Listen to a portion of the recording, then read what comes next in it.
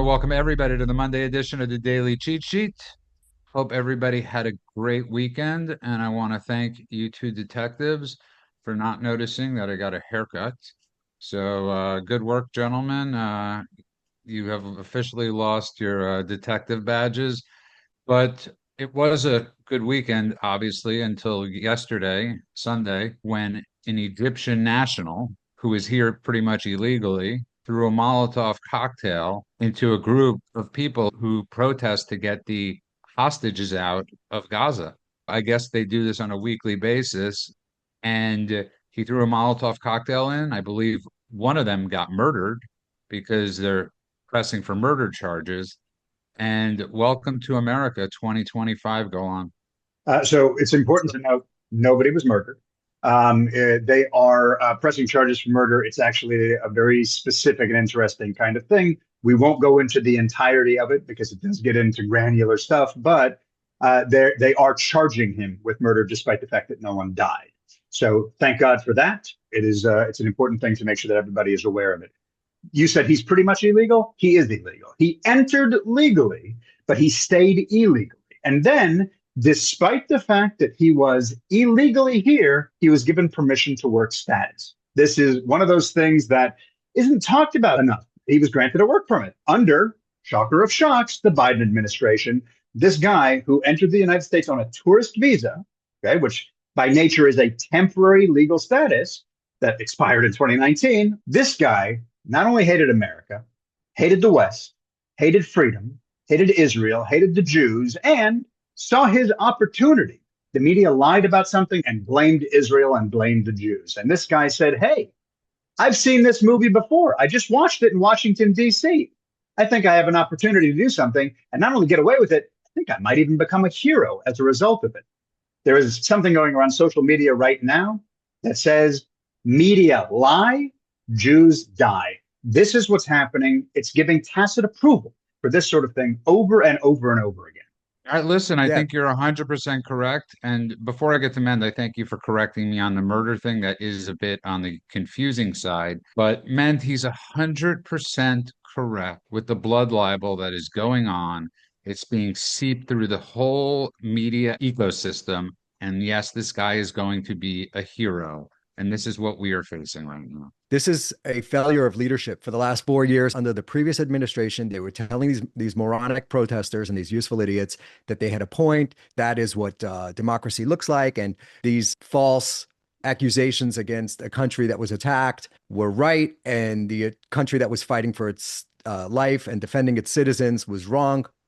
All of that stuff. That's where it stems from. It comes from the top down. Now, you take media outlets and the coverage that they run with. There are two stories that happened in the past 2 days. And the first one, obviously, is this attack in Boulder, Colorado, where he just set people alight. There was a woman that was covered from head to toe in flames, and she's in critical condition. They're going to charge him, Holocaust I believe, survivor. with, wow. The way MSNBC reported this one was that white man attacks a Jewish rally or something. They deemed him white because he looked Caucasian, although he's an Egyptian national. The entire race-based reporting where they love to label someone of a certain race because they think it fits their narrative and not when it doesn't fit their narrative is completely messed up. You have blonde-haired, blue-eyed kids. They go back centuries in Syria. You have the same thing in Lebanon, and you'll find blonde-haired, blue-eyed kids there too. The same thing goes for Gaza. This entire idea that these people are either brown, therefore they're victims, and if they're white, then they're aggressors. It's all horseshit. I'm tired of the race-based reporting as well. I think this is one of the dumbest ways that we qualify a crime.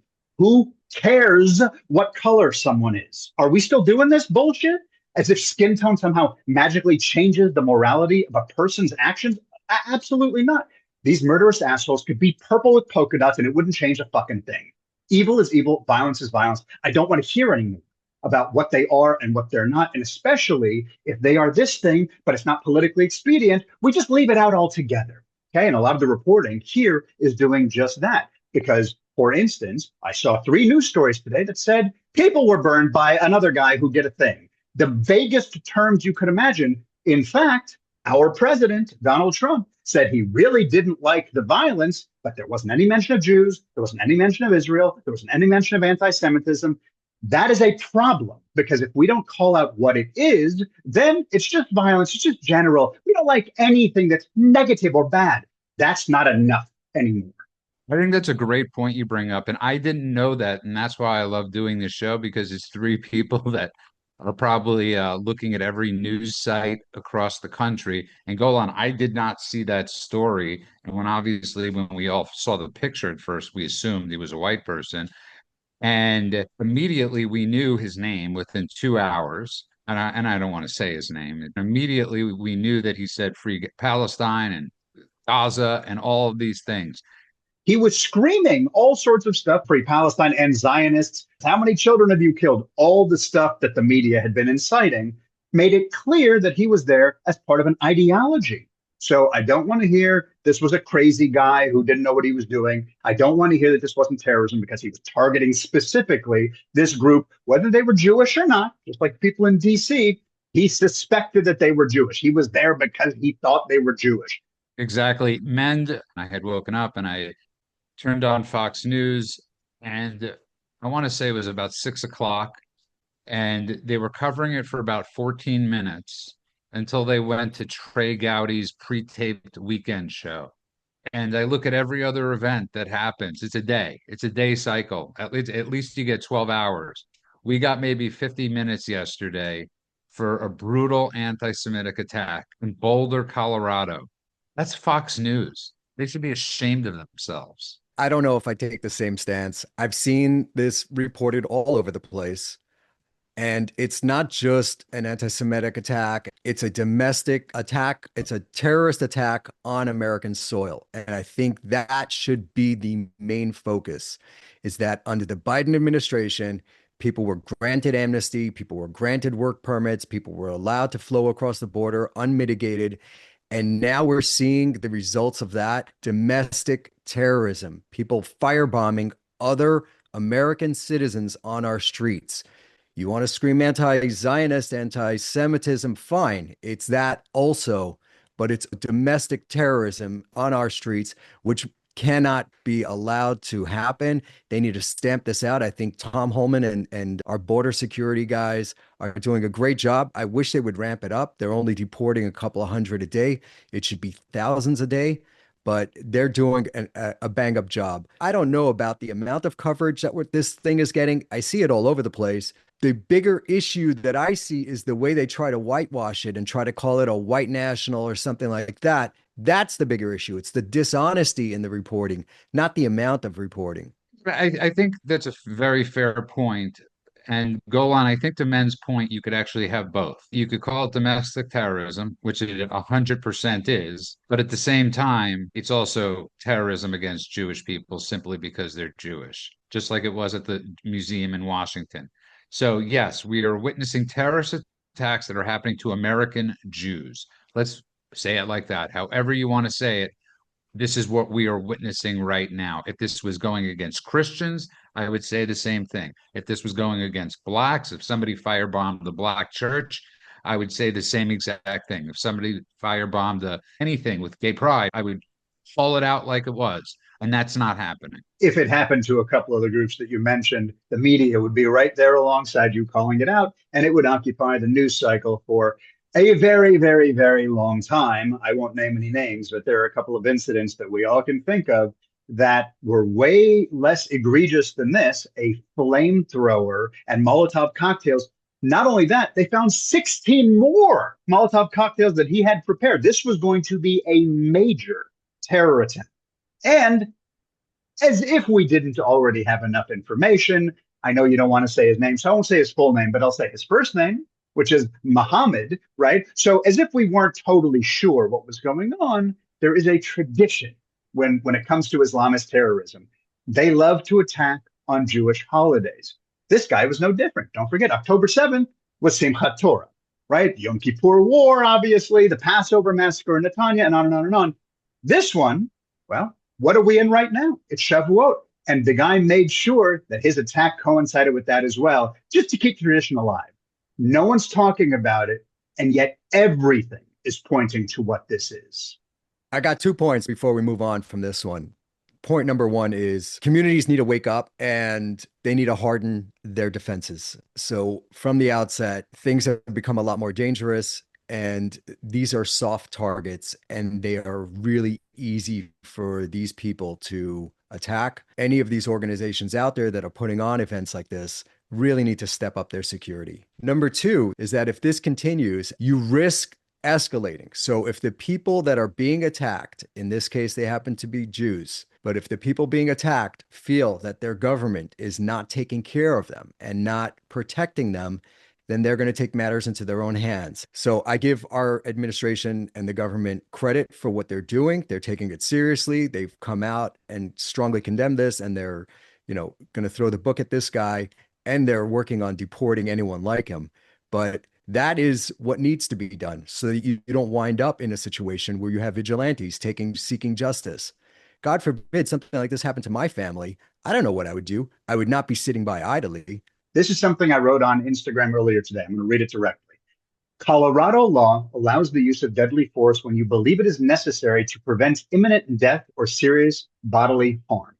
A Molotov cocktail counts. In other words, that Muhammad guy shouldn't be breathing right now. Our community has to recognize that we are in a moment, and that moment is a dangerous moment. And if we don't prepare ourselves, then we are going to be the perpetual victims that we have been throughout history. Okay, you don't have all the time in the world to go learn Krav Maga for the next 3 years, but you should have a gun on you. You should learn how to use it. You should be ready, licensed, and practiced. And if something like this comes up, one bullet takes care of all the Molotov cocktails and all the flamethrowers that guy has at his disposal. I'm going to expand that out a little bit, and I'm going to say it's not just our community. It is American communities need to take that seriously. At events, we try to stay away from mass gatherings because we know that there are so many terrorists that have come across the border in the last 4 years, and it's only a matter of time before they put their plan into action. I think they're waiting for orders from Tehran. You're going to see mass casualty events at stadiums, at giant gatherings, and especially at Jewish institutions. So it's a matter of time, and people need to wake up, and you do need to protect yourselves and be smart about what's going on, your surroundings. Well said, both of you, but I also think it's important to note the Democrats did something extremely powerful with the J6 people. They did the same thing to the Tea Party people, which was they went after them, and they scared the living crap out of United States citizens who were doing nothing more than protesting or simply being conservatives. People were put in jail for 30 years for protesting in their house that they pay for. So you have a lot of conservatives that are terrified. And it would be great if somebody from this administration would come out and say, if you protect yourself and you stand your ground, we will protect you. Because the people are terrified of going to prison, because that's what happens to people in this country that do defend themselves. And look no further than Kyle Rittenhouse. What would have happened had he not been found innocent? Okay, moving on to the next subject of blood libels and the aid shootings in Gaza. And I want people to think about something for a second. And when a story comes out, and we brought this up, the media used to wait until the facts came out. Not rumors, but facts. And especially facts or rumors from a place like Gaza. Immediately when aid was delivered, there were erroneous reports that Israel killed 19 people, 21 people were shooting at people going for food. And the BBC and every other news organization picked up this story. And Golan Mike Huckabee came out, thank God, forcefully. And so did Caroline Glick, showing pictures. We actually have footage of this not being true, of it being the exact opposite. But it doesn't matter at this point. The story's out. But we do have to make sure that every time it happens, it's called out. That thing I just said about media lie, Jews die, it's happening again. And every time one of these lies goes out, there are consequences. The consequences are palpable and visible, and people suffer or die as a result. Today, there was, let's call it conflicting reports, which is fine. I don't mind conflicting reports. I was a reporter at one time. Every time I spoke to anyone, there were conflicting reports. The Rashomon nature of people's memories and perception is part of the fabric of humanity. So I don't have a problem with people receiving conflicting reports. What I have a problem with is when they just take the one that they most agree with, and without vetting it, without researching it, without checking to see any evidence or any facts or anything at all, or worse yet, having access to facts and evidence and just deciding not to go there because we already got the story, and then printing it as is. Who told them the story about over 30 Palestinians shot by the Israelis standing in food lines, etc.? Well, Hamas did. Hamas has somehow become this trusted source for news. It's the strangest thing. Every day I ask this question. I asked my wife earlier today, how is it possible that this news story exists and the only people that are being cited are Hamas? And they'll even say in the headline, oh, this comes from Hamas, but they'll say it comes from the health ministry or it comes from some other euphemism for Hamas. But ultimately, what's happening is the media is receiving information. Okay, Hamas, tell me what happened, right? And then they are copy pasting it and sending it out to everybody, uncurious, unjournalistically, over and over and over again. We see them, whether it's about the number of deaths that are occurring in Gaza, whether it's about the number of women and children. These things have been reversed, by the way, right? So the UN came out, as they did with the 14,000 babies, which turned out to be a lie. They came out and said, here's the number of women and children. And then 70% of that list turned out to be incorrect. Oops. And if we don't do something to hold the media liable, hold them culpable for this, then this is going to perpetuate and it's going to be a bigger problem overall because there is no more truth. There is only the source you choose and the facts that you already had in your head that now get reinforced. And that is not the way that people can come together around a universal truth, which used to exist. This comes from Ben Stein, and he's taught me this. There's a theory in law where if something happens enough times, it's negligence. It becomes a crime. And I don't know the exact name of it since I'm not a lawyer like Ben Stein is or nearly as smart, but we are seeing over and over again negligence to the point where it's not just negligence by accident, it's purposeful. Trump actually just turned down $15 million from CBS to get rid of that lawsuit. To Golan's point, it is time to start suing the media and making them pay. And here's the thing that people don't realize. Listen, we work with a group called the AFL, America First Legal, one of the best groups in America.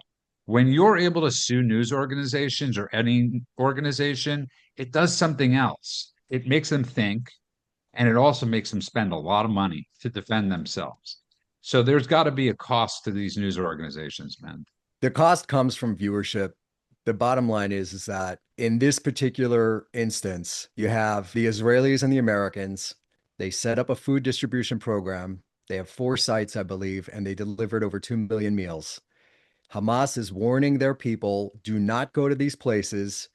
And if you do, a lot of harm is going to come to you. So they're threatening. The UN is furious that Israel is feeding Palestinians at the same time that the UN is claiming that there's an imminent famine about to happen in Gaza. So think of the hypocrisy there. Israel cut off Hamas, which cuts off their financial pipeline. So they're pissed about that and they want to undo this. So Hamas has publicly come out saying, do not go to those food distribution centers. Do not go get the aid. 2 million Palestinians have already showed up at these locations. So when there's a story of people getting shot on the way to going to get aid, and there's one side that's trying to deliver aid to these people, and they're trying to do it in an orderly fashion, bypassing Hamas. And on the other side, you have the team that's saying, don't go there, you're going to get hurt. And then a whole bunch of people get hurt. And the media jump to the conclusion that the guys that were giving away the aid are the ones shooting them. You're out of your mind to believe these people. I listened to the BBC talking about it on day one, and it was Israel murdered 30 Palestinians. They shot with tanks and they shot with guns. And then they go to the Romanian doctor or whatever, or the Bulgarian doctor that they have in Gaza. And she's talking about the victims and like, are they gunshot victims? Yes. And make this story seem as horrific as it sounds. And then later, when it starts coming out that it's not Israel and it wasn't the humanitarian aid providers, the Americans that did the shooting, then they start saying, well, it's still unclear as to how it happened, but the Israeli military, blah, blah, blah, blah, blah. It's insane for people to take these people seriously. It's such a clown show. It's so unreliable. It becomes apparent how biased you are, how you're trying to push that one narrative. Suing them, you can't sue a news organization. They're all indemnified, but make them lose viewership, make them lose credibility. That's actually not true because, like I just said, Trump has sued CBS and they want to settle.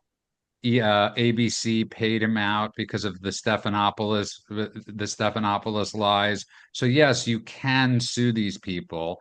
It used to be much harder because they're public figures. That's where you're absolutely correct. It's extremely hard to sue public figures, especially in the House and the Congress. So Adam Schiff, for years when he was making all these lies and slander, he was indemnified. All these people had that, but news But organizations don't. but Go ahead, go.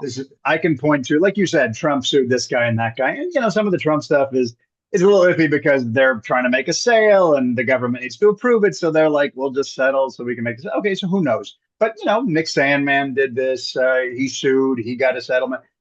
Dominion Voting Systems took almost $1 billion out of Fox's coffers. So these things have happened. The interesting thing is, and I've done a lot of research into this lately because I've really been thinking about this topic. You have to be an individual. If you're going to be a class action, you have to be able to show, let's say, internal documentation that they knew it was false. You have to be able to show that they had actual malice, right? It's not just wrong, but it's provably false. They knew it. They knew it would hurt somebody, all of that. So yeah, it's incredibly difficult. There's never been a successful class action lawsuit against the media. But there is a thing called impact litigation.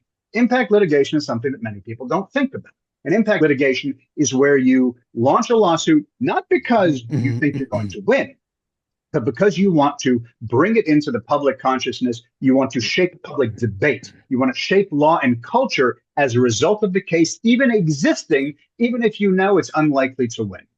Good example, Plessy versus Ferguson, right? Plessy versus Ferguson lost, but it led to civil rights victories, right? The Scopes Monkey trial. It's a case that shifted the entire culture. Lost, right? I can give you 100 of these because I've been doing this research lately. I've been having these conversations with lawyers and other people who I'm going, is this right? Does this make sense? This is something where if we as a family, and when I say family, I do in this case mean Jews. I understand that also Americans, but right now there is a specific group that is being harmed and specific group that is being targeted because if they are uncurious about the sources that have lied to them time and again, and they continually take the people who have lied to them and say, we're going to continue to use you as a trusted source, that means there's culpability, right? So even if we can't win, we can show that we are a group that is being affected by this, that they are doing it deliberately because they keep going back to sources that have proven themselves untrustworthy. And we can at least launch something that will make people sit up and take notice enough that it might change the conversation. That to me is enough. So if we win, great. If we don't win, great. I say let's fucking do it either way. These guys, the only thing they have to do is say allegedly Israel shot, and then they're indemnified, they're protected. There's nothing you can do. They don't even have to be the ones to say it. They could say there's news reports coming out from the Gaza Health Ministry, which is Hamas, that these people were shot. And then they bring on local Palestinians that say, yeah, Israeli was shooting us. And that's it. Boom. The story's out and you can't sue them for anything. What the Israelis need to do is keep on shooting these fucking people. The ones that are out there spreading the lies, the ones that are going on TV, they call it Gaza Wood, where they just pretend and they make up all these fake scenes where they dress up as Israeli soldiers and then they, throw a whole bunch of Palestinians on the floor and put some fake blood on them. Those are the guys that should actually be going after. They should have a special unit going in there and taking those guys out. Well said, both of you. And I just want to end it with this subject with this, because obviously I get this from Ben Stein too, and men, to your point, you're right. Viewership is down. These companies are losing a lot of money. Stockholders are allowed to sue a company for their lack of fiduciary responsibilities or for their fiduciary responsibilities. So yes, you can sue CBS or Paramount, whoever it is, because their reporting, their programming is hurting the bottom line, and the bottom line is shareholders. Well, that's actually another way to get involved, is to become an activist shareholder. I've done it with Disney. You buy the stock of the company that you want to affect change in, and then when it comes to voting, because everybody gets voting rights, you vote the way you want it to go. So you could get in there. I don't even know about suing them for their lack of fiduciary duty, but you can get in and start voting. Well said, both of you. Let's move on. Okay, I just want to say this is extremely important, what we're discussing.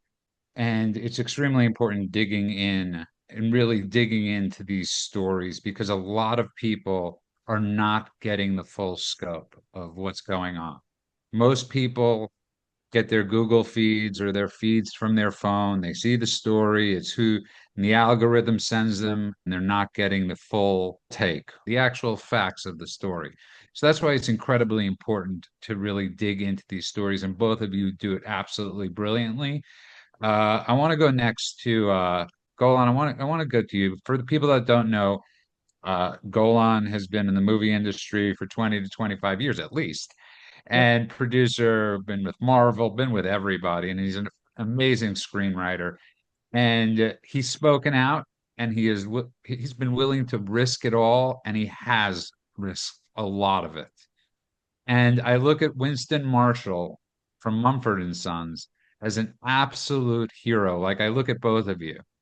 Winston Marshall was in one of the biggest bands in the world, and a book came out, and go on, you'll have to remind me of the book, and he praised it. And at first he said sorry, and then he said, screw it, I take back what I said. And he quit the band at the prime of his career to become an advocate. And yesterday, after the attacks, he came out and he said, where's the music industry? Where is everybody?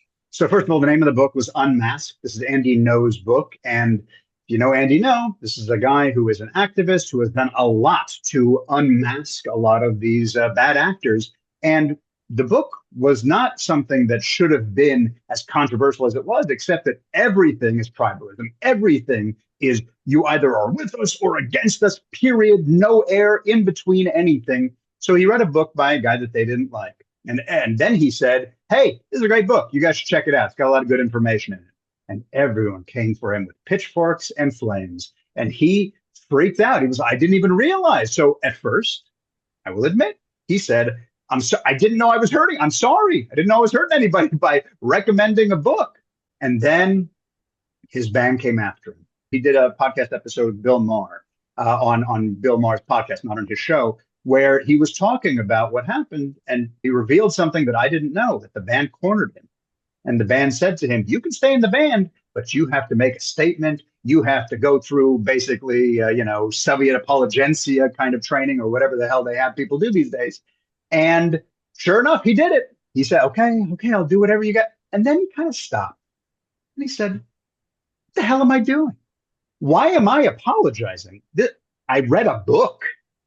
This is ridiculous. And he basically said, screw it.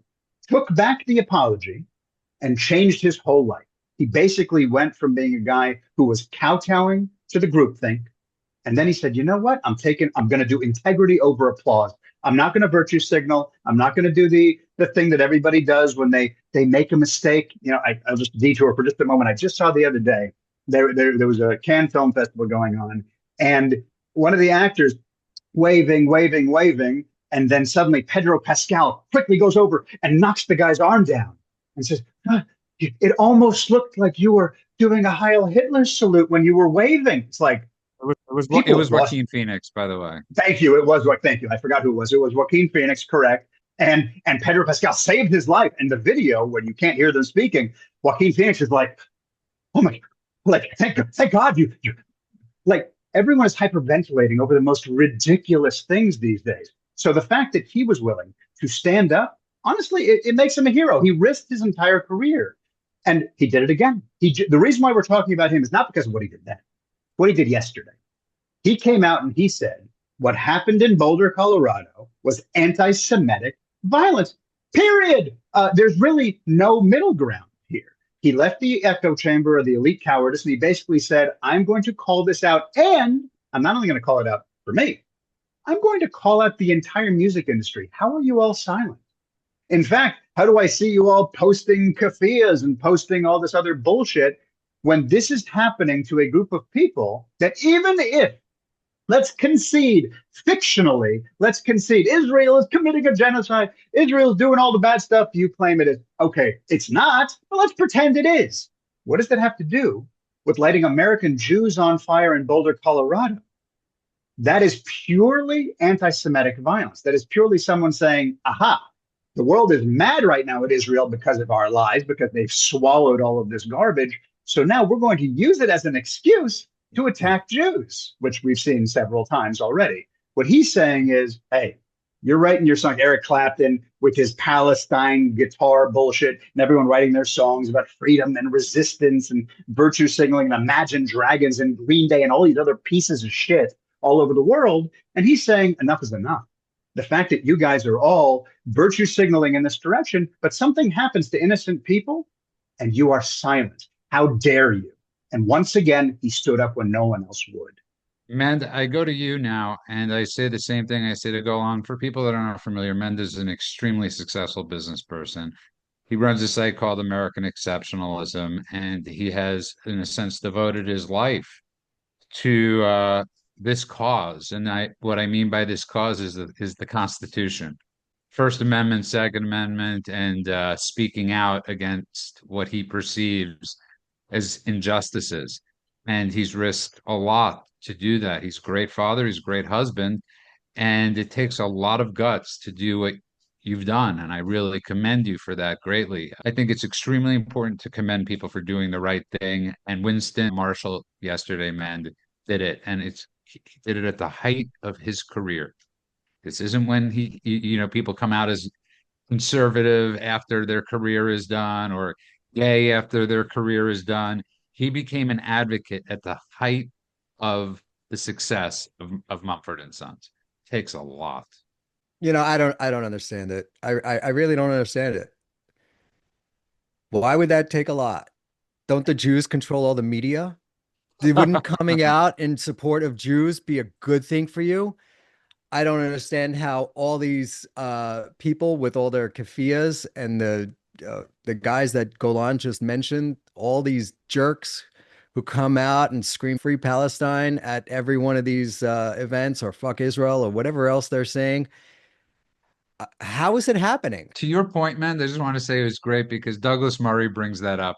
He brought that up on the Rogan podcast when he said it's amazing how they always bring up the Rothschilds, but they never bring up Chase Bank. Like the Rothschilds don't even really exist anymore, what the Rothschilds were, but they're still the boogeyman. It's a frightening thing. They love to blame the Jews that were in the Biden administration for the open borders, but they'll never mention the Stephen Millers that are in the Trump administrations that are deporting everybody. Like, it's And a just, lot more, yeah. and a lot more that we know. And in I was case you just gonna want to say say hypocrisy. Zionist instead of Jews, you've actually expanded the number of people in the Trump administration who are doing just that. But I also want to quickly get to another heroic figure who has, because of his heroicism, has been dragged through the mud, who is an amazing man. And happy Dr. Oz did not beat him in Pennsylvania. He suffers from depression, which has been lately the subject of internal rumors from his own staff that he's going off the rails. And I can't help but think that it's because of John Fetterman's support for Israel. And because everybody else, that's a protected class. People that go through mental illness go on or should be and are a protected class. We give them time off from work, anything they need. The Fetterman, he went to being the savior to he's just crazy and he must be off his meds or something go on. And we got to give him credit. This is a guy who, from day one, has been on the right side of history. From day one, did not cower, did not kowtow to the mob. He said, I understand that these days Democrats have to be Jew hating racists. I get it. That's the company line led by AOC. He said no. His wallpaper in his office, I don't know if it still is, but it has been, were the hostage posters.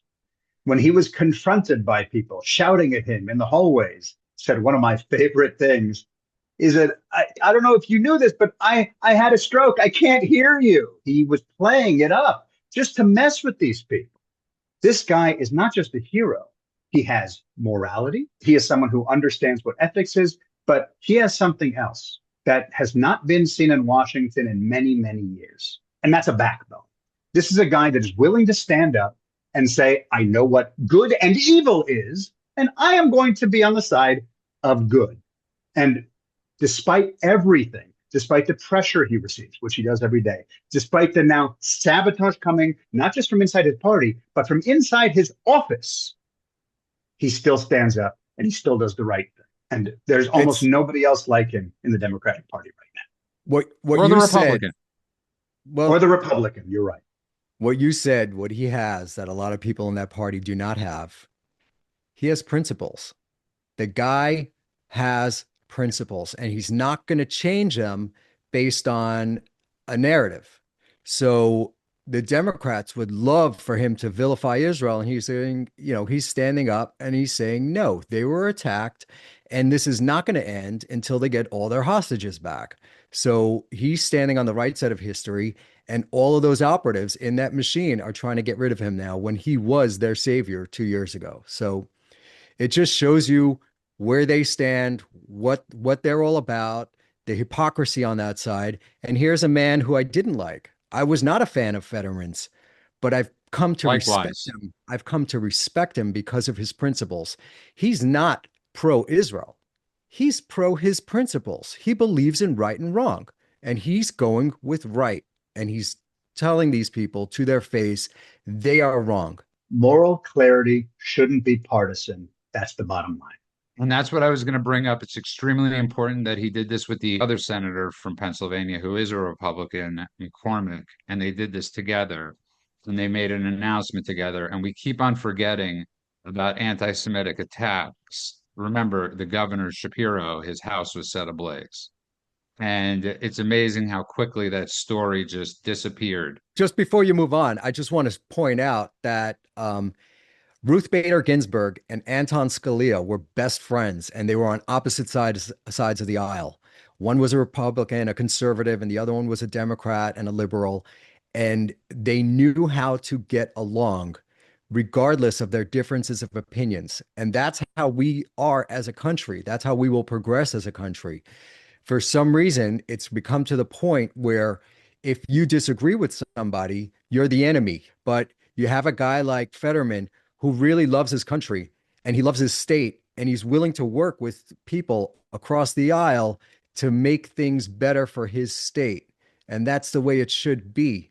So he's a great example, a shining example, not just with his take on the Middle East conflict, but in his own state on how you can get things done if for the people that you represent, and that should be your primary goal. Well said. And it's important to note, and I got this from Greg Gutfeld years ago. He brought up when Kimmel was going off the rails and he was comparing it to people that have just found religion. And when people in their first couple of years of finding religion, they often go crazy. They're nuts. And until it one day sinks in eventually and it becomes part of them. We're witnessing in America, people look at politics as their religion. And if politics is your religion, this is where we are, and we're the Antichrist to them. And moving on to our last story of the day, Polish elections, Ben. I know that this interested you very much. What I think is extremely important about this is just like America, somehow the exit polling was different than the final results. Yeah, it's interesting to see what's happening in Europe. You have Georgia Maloney, and there's a lot of other places where they're shifting right. Poland had elected Donald Tusk, who's really the guy in control of that country, and he's shifting left. He wants to align more with Europe and less with America. And now they have this guy that was elected that is pro-US, a little more to the right. He's conservative. Um, so there's going to be issues when the administration in that country tries to enact their uh, immigration policies and other policies which don't align with this guy's values, and he's going to be able to implement or influence the outcomes. So I'm not very up on Polish politics, but I do know that Donald Tusk was very left and he's a globalist, that whole World Economic Forum crew, and this guy's going to put a damper on that. I think there are specific instances where this guy's going to be kind of like the tiebreaker that we have in Congress. His vote or his influence will matter, and that's a good thing. Countries need sovereignty. They need borders. Every single one of these countries needs it. You can't just have a giant melting pot. Well, I used to love it. I grew up in New York, which was a giant melting pot, but you need to do it in stages and in ways that the host country can adapt and the people coming in can adapt to their host country. You don't want to just overrun and flood zones within your country with migrants that will never become like your citizens. You want to allow people in that want to join you and they want to become like you and they want to be like your citizenry, not change your country's landscape to what they fled. Well said. And go on to Men's point. It's another media hatchet job, whether it's Maloney, am I pronouncing his name Millie right? And now this Millet. Polish word, Millet, and they're all far Right, right. and Orban and Le Pen and I don't know. Right. Yeah. They're all far right leaders that are taking over this country, not centrists or conservatives, far right. And that has a different meaning in America than it does in Europe. There's no the connotation of far right in Europe evokes Nazi Germany. To be fair, America is trying to do the same thing. I mean, this is that the subtle use of language to mean Right. something. And oh, did you think I meant oopsies? But now it's in your head. That is exactly how the media is playing it. I mean, you notice they don't use any other words. It's never populist. It's never anything else. It's only far right, far right, far right. And of course, they mention as often as possible. That guy actually throw up a Heil Hitler salute, all of this kind of bullshit. The interesting thing about this guy, his name's Karol Nawrocki, and he's a historian. This is someone who actually knows the history of the country, actually respects the history of the country. I will say, as someone whose family comes from Poland and who's had family members die in Polish death camps, the little bit complicated the way he looks back at the Holocaust, and he's very big on remembering the Holocaust, but he chooses to remember the Polish heroism and kind of dismiss a little bit of the culpability. So I've got a complicated relationship with this guy too, and I'm kind of in a wait and see stance. But I will say this: he's very strong on making sure that Poland runs Poland. By the way, that doesn't mean that he's an isolationist at all. He is pro-Ukraine. He is pro-giving Ukraine aid, as an example. He's willing to look at issues on both sides of the equation, but that doesn't mean he's willing to let go of national sovereignty. He's not willing to let Brussels micromanage what's going on in Poland, and on and on. I like this guy's mentality, and I'm in a wait-and-see position to see if he's someone who is going to be here for all people. I think it's a positive change. I think we have a lot of countries that have shifted a bit to the right. We saw a semi-coup in France when Marine Le Pen's party was surging in the polls, and they did not like where that was going. So you saw some really unsavory parties align to knock that party out. It's interesting that when you hear them talk about far right, they never say right. There's no more right. Everybody's on the far right. There's the far right this, the far right that. The most right-wing government is something they love saying when it comes to Israel. It has no bearing on the fact that 80% of the Israelis agree with the reaction that Israel took to October 7th. That doesn't matter. When they throw this term out, most right-wing, it just preps the audience to say, oh, this is a delusional, crazy, insane, genocidal government. Therefore, whatever we're going to say next, blame them. So that's where we're at. That's where the media landscape is today, where they label everything far right. And the people, the citizenry, have just had enough of this stuff. There's an interesting thing that just happened where Elon Musk was at a rally during the presidential campaign, and he touched his heart and he threw it out to the audience and said, "My heart is with you." Literally, my heart is with you. And his hand extended, "My heart with you." And the entire media landscape went nuts, calling it a Nazi salute, even though he said the words, "My heart is with you." And one of those people in the media landscape was a guy named Cory Booker, who's a senator from New Jersey. Yesterday, Mr. Booker was at a rally in Los Angeles, of all places, and he did the exact same thing without saying the words. So he just gave a Nazi salute. I don't think so, but the New York Times won't call it that. None of those organizations that put out the fake story about Elon Musk doing a Nazi salute will call the Cory Booker salute a Nazi salute. And therein lies the absolute hypocrisy of the media landscape today. They take the exact same scenario, and if it's a guy they don't like, they will name it, they will label it a Nazi salute. And if it's a guy they do like, they will just ignore it or call it his heart was with his audience. So, and you could lay that exact same thing over so many different stories where if the perpetrator was of a certain race, it's this, and if it's another race, it's that, where it's the exact same scenario. The takeaway is people should stop buying into this nonsense, all this race baiting and all of the Nazi rhetoric. It's all bullshit. Look at your politicians, look at the people that are doing things, and look at what they're doing. Elon Musk went in and saved this country billions of dollars in Doge. He did a good thing. He lost personal wealth to do a favor for the citizens. That's a great thing. That's a patriotic thing. That's something I'm going to teach my kids to look up to. And you do that with every single one of your politicians. Go on to wrap this up. I got to be honest. Maybe I'm ignorant. Maybe I'm not familiar with Nazi history.